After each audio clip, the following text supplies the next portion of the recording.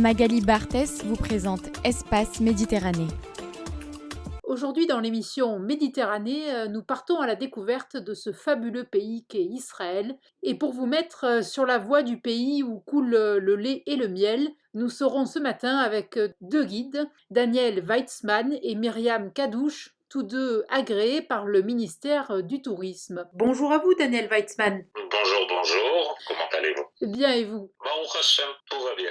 Et vous parlez l'anglais, le français et l'hébreu. Alors quand on lit votre blog, transmettre la trame de l'existence colorée et multiple des peuples qui ont laissé leurs empreintes dans les sables du désert, on saisit tout de suite pourquoi vous avez choisi d'être guide. Oui, je suis un grand amoureux et des paysages et des différents peuples qui ont traversé cette terre. Et l'histoire humaine de la région m'intéresse énormément. C'est toujours quelque chose qui m'a attiré. Et donc, à la fin, je me suis retrouvé guide. C'est la meilleure chose pour vraiment mettre les pieds sur les traces des peuples anciens. Et l'on vous comprend. Et vous avez vécu dans notre belle ville de Marseille. C'est vrai, j'ai vécu un court moment dans ma jeunesse et bien sûr beaucoup de visites à la Pointe-Rouge où ma grand-mère résidait. Sur votre blog weitzman.fr, vous énumérez de façon humoristique les différents types de guides que l'on peut trouver, les grandiloquents, les profonds et même les clowns. Alors quel type de guide êtes-vous ? Je crois que je suis le type de guide qui est bon vivant. J'aime la joie, les odeurs, la lumière, les goûts et j'aime beaucoup faire passer ça aux gens qui sont autour de moi et qui je guide, le bon vivant. Oui, ça se sent à votre voix. Et quels sont les différents circuits géographiques que vous proposez à travers le pays et sur quelle durée ? Ça diffère énormément des clients. Je fais ce que le client a besoin, tout dépend bien sûr de la grandeur du groupe, ce qui les intéresse le plus et bien sûr combien de temps ils viennent passer leur séjour en Israël et donc par rapport à ça je propose que je pense qui est le mieux où ils pourront recevoir un maximum d'aperçus de ce pays. Israël est historique et moderne. Oui, en fait, si je comprends, ça peut aller d'un après-midi ou à quelques jours. C'est ça.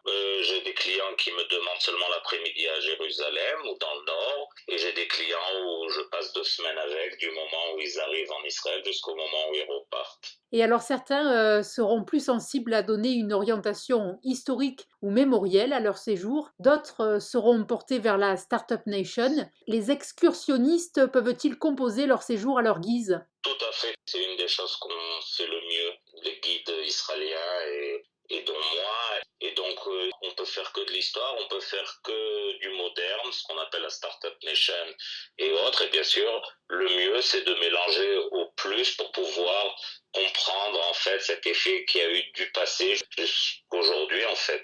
Toute en fait la route qu'Israël a fait du pays très désertique qu'elle était en 48 jusqu'à aujourd'hui ce qu'on voit quand on atterrit en Israël. Quelques exemples de ces lieux dans lesquels vous amenez donc les touristes. J'ai des clients qui demandent surtout de voir ce qu'on appelle les sites qui sont uniques à Israël, de la vieille ville jusqu'au site nabatéen et jusqu'à Saint-Jean-d'Acre dans le nord, tout dépend bien sûr de la confession avec laquelle ils viennent. Il y a des gens qui me demandent de voir les marchés. On a des très beaux marchés avec énormément, vu qu'on est un pays avec tellement de culture, donc on a des marchés très élaborés et très grands et très uniques. Et bien sûr, il y a les clients qui me demandent plutôt d'aller sur les restaurants un peu plus uniques, pas toujours les plus chers, mais surtout des nourritures qui sont un peu ici. Il y a des gens qui me demandent à connaître un petit peu les différentes cultures qui habitent ici. Et donc, je vais les prendre voir les Arabes de Galilée, les Druzes en Galilée, les Bédouins dans le sud, bien sûr avec les populations juives qui sont très différentes entre Safed, Jérusalem et bien sûr dans le désert au sud et bien sûr les communautés agricoles. Et faire appel à vous, c'est aussi découvrir des lieux méconnus d'Israël et en apprendre un peu plus sur son histoire plurimillénaire. D'abord oui. Vu que je suis un grand amoureux, bien sûr, je fais tous les sites qu'on trouve dans tous les livres. Mais en même temps, vu que j'habite ici, je vis ici, je connais des gens ici qui sont parfois des amis et surtout des endroits où j'arrive, où je vais moi avec ma famille et autres. J'aime beaucoup prendre des gens hors circuit touristique pour leur montrer un petit peu plus la vraie vie en Israël. Et alors des touristes de toute nationalité et toute religion font appel à vous. Et en premier lieu, des Français de confession juive. Y a-t-il des circuits cachers? Alors bien sûr, je reçois du monde de partout et bien sûr qu'il y a des circuits cachers. Comme j'ai dit, je suis un bon vivant et donc je fais en sorte de connaître, surtout au niveau nourriture, où chaque sorte de client peuvent manger. Kasher est un truc très très important. Aujourd'hui, en plus, la communauté religieuse en Israël a commencé à demander des nourritures cachères un peu meilleures, on va dire, d'un certain niveau. Et donc on retrouve de plus en plus des restaurants cachers à des endroits où avant on n'en trouvait pas, et ça il faut connaître, il faut voir, il faut goûter.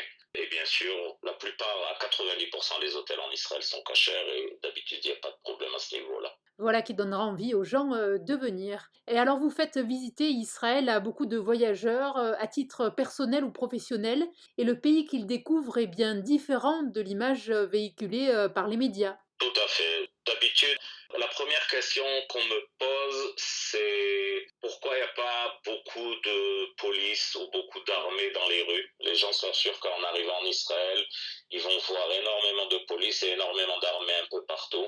Il y a certains aussi qui vont pas comprendre à quel point les communautés sont intégrées les unes dans les autres. Et c'est toujours des choses qui surprennent énormément. Surtout quand on marche dans la vieille ville ou qu'on visite le sud, où on va dans le nord, où il y a énormément de sortes de cultures, que ce soit druzes, bédouins, juifs, et qu'on voit en fait la coexistence qui existe. C'est toujours quelque chose qui surprend énormément, énormément les gens. C'est vrai, Israël, c'est un patchwork de communautés. Et alors, suite au massacre du 7 octobre, les gens qui viennent en Israël ressentent-ils le besoin de se rendre dans les kibboutz touchés par les massacres? Alors, il y a beaucoup, beaucoup, beaucoup de gens qui demandent à voir ce qu'on appelle en Israël le Hotef, qui est en fait la ceinture qui se trouve autour de Gaza, de la bande de Gaza. C'est pas toujours possible, parfois au niveau sécuritaire, mais d'habitude, on peut visiter la région.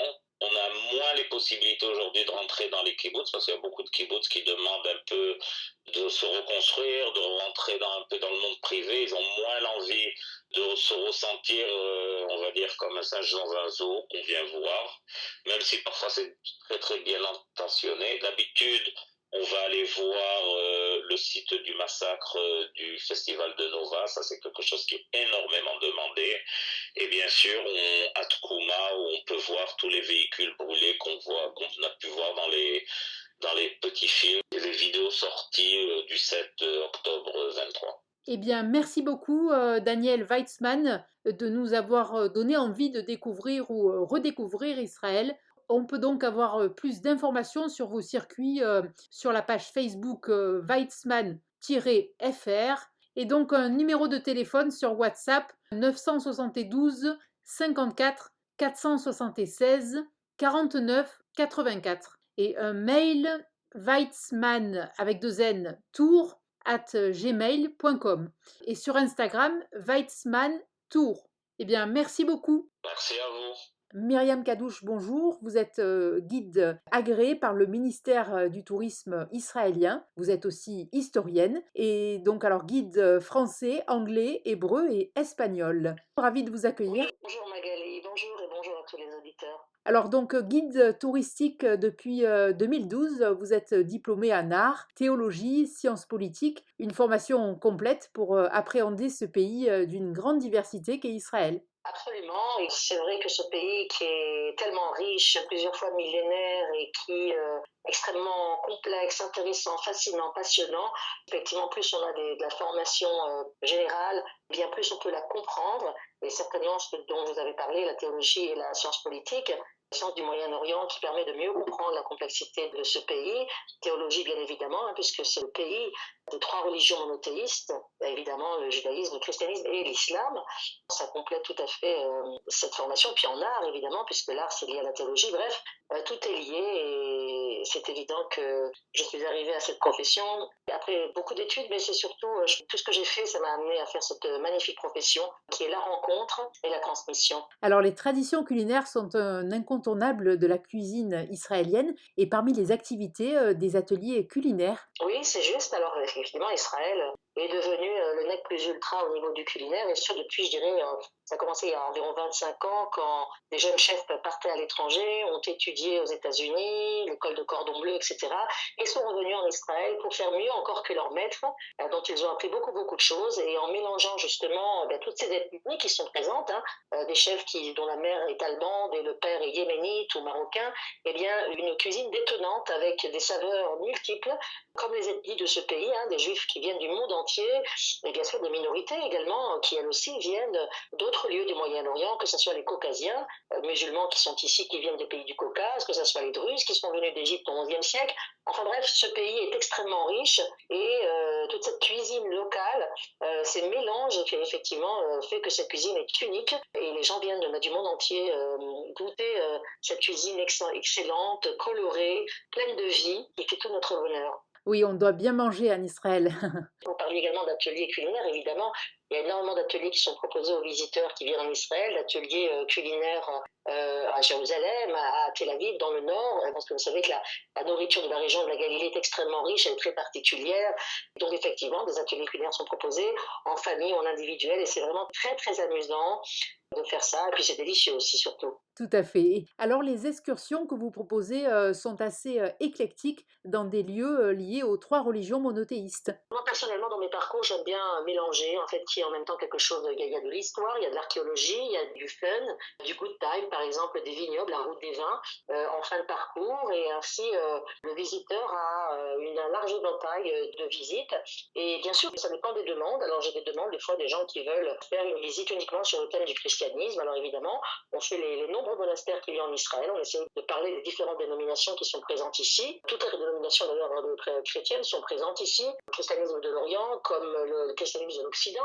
J'ai également des clients turcs qui voulaient évidemment faire des visites sur les lieux musulmans. Donc ça, c'était extrêmement intéressant. Certains veulent des parcours sur les croisés, d'autres uniquement des parcours juifs. Et donc, c'est ça qui fait notre profession si fascinante, parce que on peut jouer sur ces 3 religions monothéistes et amener le visiteur à voir tout ça de beaucoup plus près. Et c'est vraiment fascinant. Et tout un chacun peut même participer à des fouilles archéologiques, l'un des passe-temps favoris en Israël. Alors, je ne sais pas si on peut dire passe-temps favori, mais c'est vrai qu'il y a de plus en plus d'aficionados de fouilles archéologiques, puisque, quand on est dans l'archéologie, Magali, on est dans le vif du sujet, si je puis dire, et également du thème politique.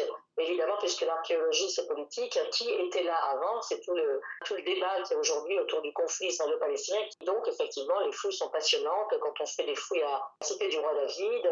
D'ailleurs, personnellement, j'amène des gens dans la cité du roi David et nous fouillons ce qu'on appelle le Sifting Project, qui est un projet exceptionnel au début des années 2000, quand les musulmans ont construit une mosquée sur l'esplanade des mosquées et une nouvelle mosquée, et ils ont jeté toute la saleté dans la vallée du Kidron, et là, les archéologistes israéliens ont récupéré cette saleté, et avec les visiteurs, souvent, je les amène travailler dans ce Sifting Project, où l'on nettoie avec de l'eau tous ces objets qui sont dans la boue, dans la saleté, et on découvre des choses extraordinaires, des pièces de monnaie, des sceaux, qui sont avec des noms de grands personnages de la Bible. En anglais, on appelle ça le Bible comes to life, la Bible qui est révélée en voyant toutes ces choses que l'on trouve. Alors évidemment, l'archéologie est partout en Israël. Là où on marche, on a de l'archéologie, donc il y a des multiples fouilles, je ne sais pas si vous le savez, mais ne serait-ce qu'à Jérusalem, il y a des milliers d'archéologues qui se lèvent tous les matins, mettent leur bleu de travail et vont travailler sur des sites archéologiques, notamment la cité du roi David que j'ai citée, que ce soit à Armageddon, du côté de Megiddo dans le nord, partout en Israël, des fouilles, et c'est absolument fascinant ce qui a été retrouvé.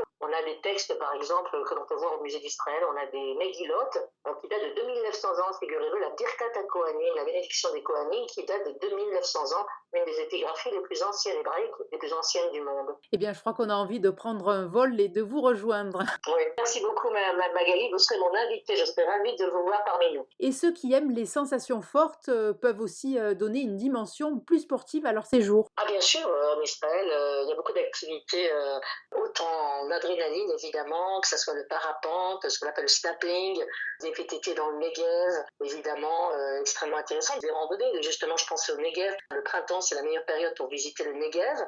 Le climat est aussi prêt.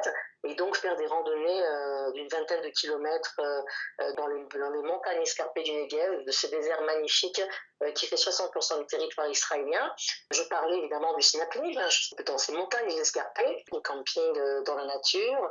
Et effectivement, Israël est très porté sur ce genre de sport. Alors, le VTT devient ici de plus en plus populaire. Et sans parler évidemment de tour en jeep, qu'on peut faire dans le désert du Negev ou de Judée, de tours en jeep extraordinaires, ou même en géopolitique. Aujourd'hui, on prend les jeeps et on fait le tour de la frontière libanaise et on voit un petit peu de quoi il s'agit. Donc c'est vraiment des parcours superbes. Et les itinéraires que vous proposez sont destinés à des publics très différents, des particuliers, des groupes et même des entreprises? Je considère d'abord ma profession comme une passion et j'ai beaucoup de chance parce que je fais effectivement des individuels, des particuliers, des groupes avec des bus et je fais des incentives, ce qu'on appelle pour des entreprises. Alors, ça, c'était bien sûr avant la guerre, puisqu'il y a pour nous les guides, ceux qui travaillent dans le tourisme, il y a avant la guerre et après la guerre.